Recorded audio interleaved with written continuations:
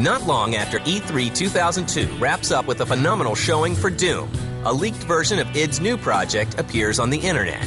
We would get mail from people saying, I played the demo and it had all these problems. Whatever, it's not a demo, it was a stolen, leaked executable. The notorious sort of Doom 3 alpha wasn't really even an alpha at all. It was actually a build of the game that had been built up for E3 that I'm not exactly sure how it got out. People got a hold of that, and of course, it began to distribute over the internet. We'd obviously prefer that something like that never happen, but it doesn't really hurt us that much.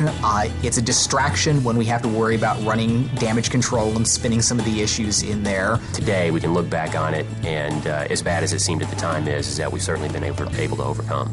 But I don't think that there's going to be anybody that got a hold of that for some reason that won't buy the game because they saw that. It's obviously too far away, too much of it has changed since then.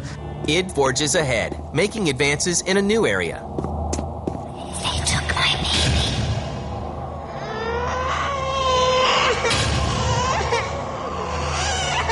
Audio in our games has always been, clearly second fiddle to rendering. But as computers have gotten faster and faster, that couple percent that we devote to audio has gotten more and more capable. One thing that we've done in Doom 3 that's very cool is we have a true 6-channel surround sound. And that gives us the ability to have sound and audio cues that happen around the player. So, like, for instance, if a demon is sneaking up behind you, you can hear them. You're walking through a dark corridor and you'll hear whispers that circle you. It really kind of gets the player into the game because they're like in a wave of sound. And Chris Brenna, the former drummer for Nine Inch Nails, is brought in to lend his talent to the music in Doom 3. In Doom 3, the music is a little bit different than what we've done in previous titles. Usually, what we had is like a soundtrack that loop throughout the entire level or area that you're in. But in Doom 3, what we try to do is kind of make the world around you almost musical in its ambient sense. It's all kind of very, very different, very fluid, very changing and unique. id's new game is also being developed for the Xbox.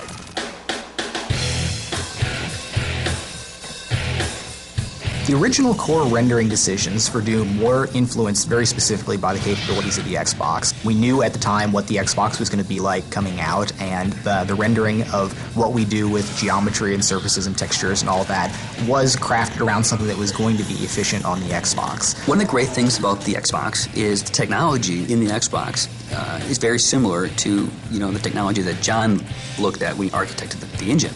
So all the features that you see in the PC version will be in the Xbox version. Dynamic lights, the physics, the bump mapping. Now, of course, there will be things that are different, but I believe that people that don't have a PC that have an Xbox will still be able to enjoy what the PC people will be raving about. Doom 3 is shown again at E3 in 2003 and 2004. Each time it appears, attendees are awed. Work on the game begins to wrap up. I'm sure it's going to be a huge release when everything gets out here, but everyone should be really looking forward to getting the game out on the shelves because the response should be just really phenomenal.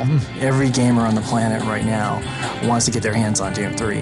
What I've been most proud of in Doom is the way that the technologies all kind of come together and really provided a seamless experience, whether you're playing the game, searching, fighting the monsters, or interacting with the GUIs. It's all come together to be a very nice kind of seamless package for the player. The thing that makes me the happiest is when people come to id, they play the game, and they say, you know what, that was great. It was better than I thought it was going to be. And before Doom 3 is even out the door, the team at id is already looking to the future. We have decided we're not going to go back and do a Doom 4 or another Quake game, which is, Quake 4 is already in development at Raven, and Return to Castle Wolfenstein, basically the sequel to that is a project that's already in the works in another studio as well. So our job will be making something new, and we've decided we're going to do a new IP, a new brand for id. After any project, I've usually got a pretty big list of technologies to explore. There's other just wild research ideas that I'm going to be pursuing on there. The next project is actually already in the works. We have some rough ideas. We started on some very simple concept art. We are a small team. We make games to stay in business, and that's what we need to do. So we will start on the next title relatively quickly.